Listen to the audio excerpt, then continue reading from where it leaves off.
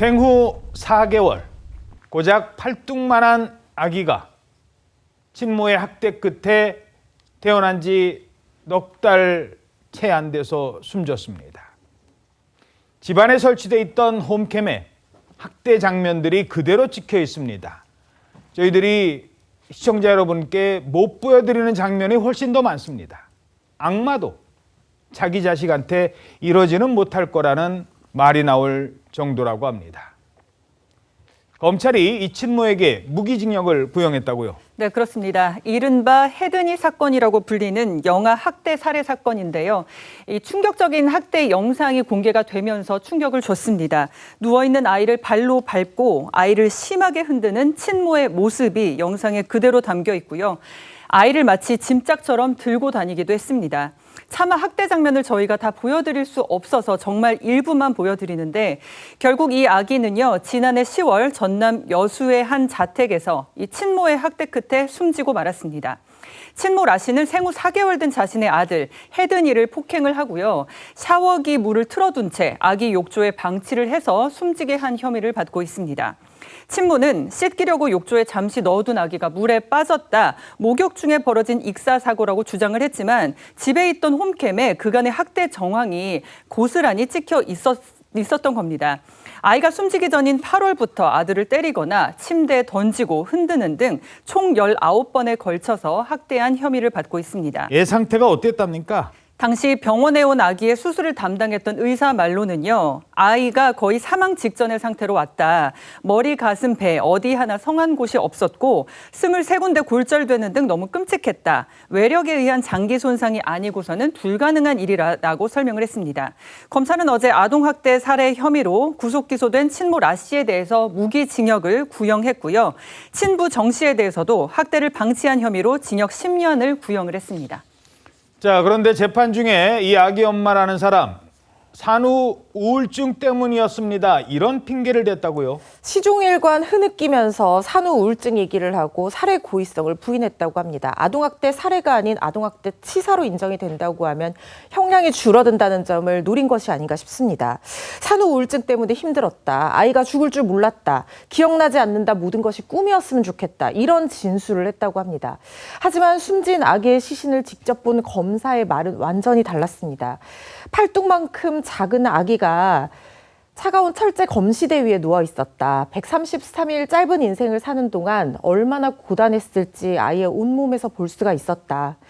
그동안 많은 시신을 봤지만 이 사건만큼 가슴 아픈 범죄는 없었는데 얼마나 심한 학대가 있었을지 시신만 보더라도 충분히 짐작되는 부분이었고 4개월 영아가 가장 안전해야 할 집에서 보호받아야 할 친모에게 이런 끔찍한 일을 당했다라고 하면서 이 검사가 정말 울분을 토한 것 같습니다. 23군데 아이의 뼈가 골절이 되어 있었거든요.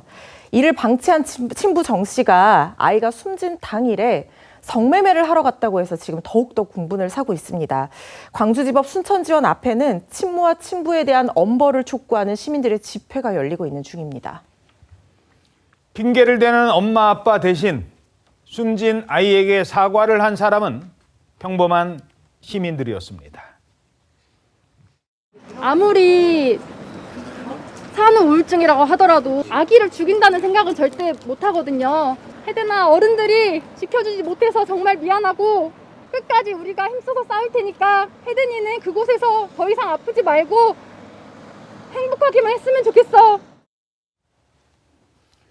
자, 그런데 이 친모 직업이 물리치료사였다고요? 그렇습니다. 이 친모 라 씨의 직업이 사람의 몸에 대해서 의학적 지식이 있고 사람 몸을 치료하는 일을 하는 물리치료사라는 점이 더욱 큰 충격을 주고 있습니다.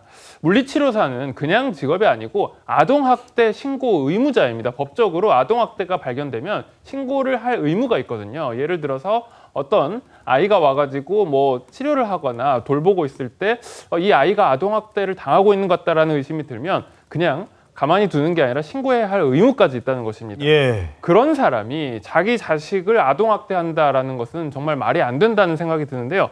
친모가 한 행동을 보면 아이가 숨이 넘어가는데도 신고를 하거나 심폐소생술을 하기는커녕 주섬주섬 기저귀를 입히고 있거나 혹은 샤워기에 튼 아기 욕조에 방치하는 그런 모습을 보여주고 있습니다.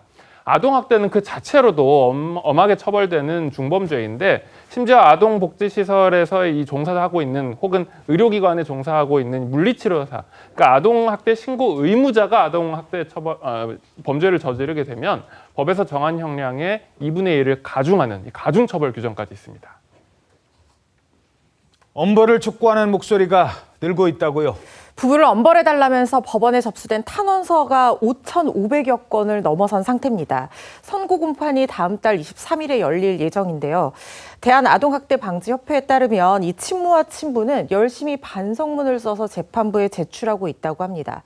날마다 일기처럼 써서 제출을 한다면서 라 씨 부부에 대한 엄벌 진정서 제출을 호소하기도 했는데요. 지금 검사가 무기징역을 구형한 상태입니다.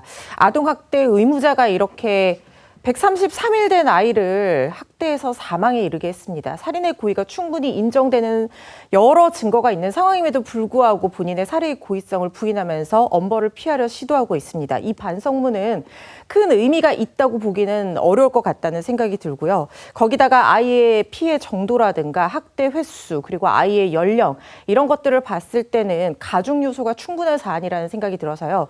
현재 양형 기준상으로도 20년 이상 무기징역까지도 선고를 할 수가 있는데 무기징역형이 선고돼야 하는 사건이라는 생각 듭니다.